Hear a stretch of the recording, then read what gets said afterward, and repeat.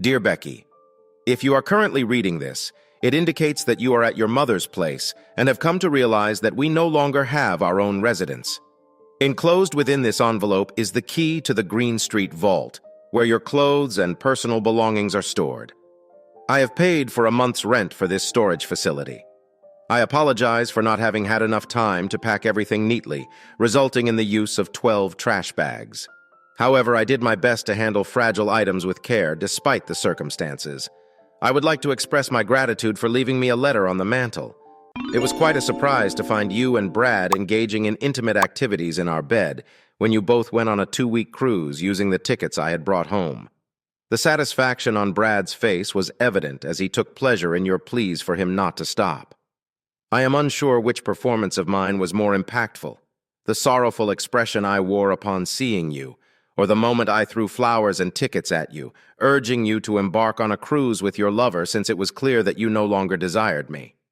Brad's eyes lit up upon hearing about the cruise, and he wore a triumphant grin, believing he had emerged victorious. Alternatively, my most notable performance may have been the 3 weeks during which I had to feign humiliation because this despicable individual spread rumors around the office about how he had taken you from me due to my supposed inadequacy. Even the office manager approached my desk to mock me.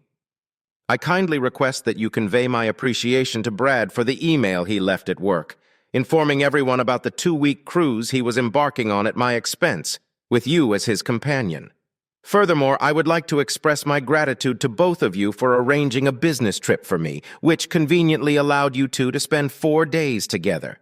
I am relieved that you admitted to being seduced by him at your work Christmas party. Although he has flirted with you at previous company events, I had not witnessed the two of you sneaking away until that particular incident. It was at the Christmas party that I witnessed you engaging in sexual activities for the first time and managed to capture a photograph with my phone.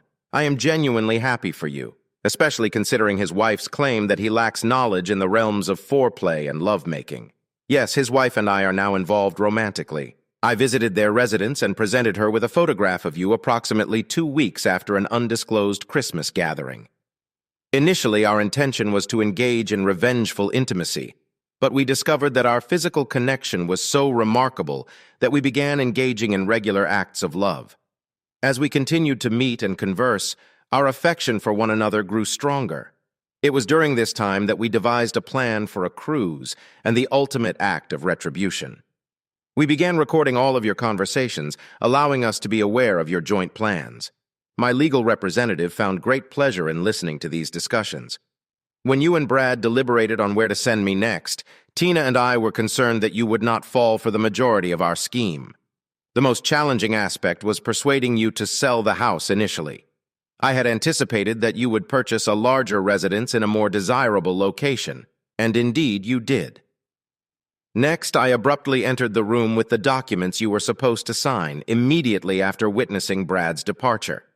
I knew that you would emanate the scent of intimacy and desire for me to vacate the premises.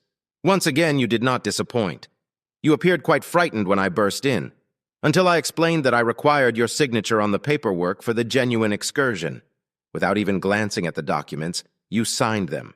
I even heard a sigh of relief escape you as I hastily exited the room. You signed the power of attorney without inspecting it. Lastly, I confronted you as well. I was incredibly nervous as I entered the bedroom and discovered you in our bed. I must have put on an exceptional performance as both of you made derogatory remarks and smirked at my distress. When I relocated my clothing to the guest room after Brad's departure, providing him with a place to store his belongings, I anticipated that you would be overjoyed. However, you expressed your remorse in a pitiful, pouty voice. I must say I quite enjoyed the way you grinned. I desired to maintain as much distance from you as possible, just as Tina, Brad's wife, distanced herself from him. I am aware that he does not wear a wedding ring and falsely claims to be single, but trust me, he has been married for 5 years. You, Becky, are approximately the 8th or 9th affair that his wife has suspected since their marriage. I am writing this letter to inform you and Brad that Tina and I have decided to separate from both of you due to your unfaithfulness. We have chosen not to pursue divorces, but if you two wish to end your marriage for your own well-being, you should bear the expenses. Please pass on the following information to Brad. Once he discovers that Tina has sublet their apartment, he will undoubtedly contact you. Unlike me, Tina has donated his clothes to the Salvation Army. We managed to find interested buyers who purchased all the furniture from our house and later from their apartment. After selling our house and subletting Tina's apartment, Tina and I needed a new place to live. Therefore, we decided to go to Europe to contemplate our options. Since we were short on cash, Tina emptied the bank accounts but left the credit cards open for our trip. Inform Brad that he will surely appreciate the abundance of frequent flyer miles we accumulated for him. While you two were traveling, we indulged in a luxurious week-long stay at top-notch 5-star hotels in Europe, all charged to Brad's credit cards. You may come to regret choosing Brad, as his credit limits were not sufficient during the first 4 days of our trip. We fully utilized 3 cards, but thankfully, he had 4 more to cover the remaining duration of our journey. Now that I have shared the positive aspects of Tina's actions, our trip, the apartment, and the bank, it is time to disclose the negative news to Brad. I am certain that he will face termination upon his return to work. I have filed a lawsuit against him, the branch manager, and the company for alienation of affection. When my lawyer visited the company's headquarters in New York, he wasted no time in presenting the evidence. He played a recording of the conversation between you and Brad, where Brad boasted about sending me away so he could engage in a sexual relationship with you. Additionally, he played a recording of other employees approaching my desk to humiliate me for Brad's role in taking my wife away from me. The branch manager even participated in this act of humiliation. Furthermore, the lawyer presented an email from Brad regarding the cruise, which was stored on the company's server. After witnessing and hearing all the evidence, the company's lawyers agreed to our reasonable request for financial compensation and layoffs on the condition that I signed a confidentiality agreement. They faxed the agreement to me at work, and I promptly signed and returned it along with my resignation letter. My lawyer was given 2 checks, one for his fee and one for me, which included my cash pension settlement and unused holidays. I had retired before you and that person came on board the ship. Tina also sold one of their cars and her sailboat. Please inform Brad that he should be cautious about what he signs before hastily leaving. Similar to you, he granted Tina his power of attorney. She had planned to sell the car you arrived home with, but decided against it due to the remaining payments not being worth much. Now, regarding you, my beloved wife, who took great pleasure in cheating on me and calling me weak while you and Brad laughed, Tina and I have devised a plan to return all the humiliation you both have inflicted upon me twofold. I hope your mother will allow you and Brad to stay at her house. When I handed her the letter, I explained that you were on a cruise with your lover and that I was leaving you because I couldn't bear the humiliation of the 2 of you openly engaging in sexual activities in our home. I provided her with a copy of your humiliating letter. She appeared quite upset by your promiscuous behavior. That's what she told me. I simply referred to you as a good wife who chose to become another man's mistress. Your mother believed that this accurately described your actions. In any case, you had signed the power of attorney earlier. Please refer to the beginning of the letter if you have forgotten. Consequently, I sold the furniture. When you boarded the ship, I moved my clothes and belongings to Tina's hotel room. When Brad sent me to Florida for those 4 days, I took a couple of sick days, flew out of the country, and opened a bank account in the Cayman Islands. Upon closing the sale of the house, I transferred the funds to my new account. As I mentioned, my wife was not present during the sale's closing as she was searching for a new place to live, and I would be leaving soon. Therefore, they were more than willing to assist. I also sold both of our cars because I have no need for them.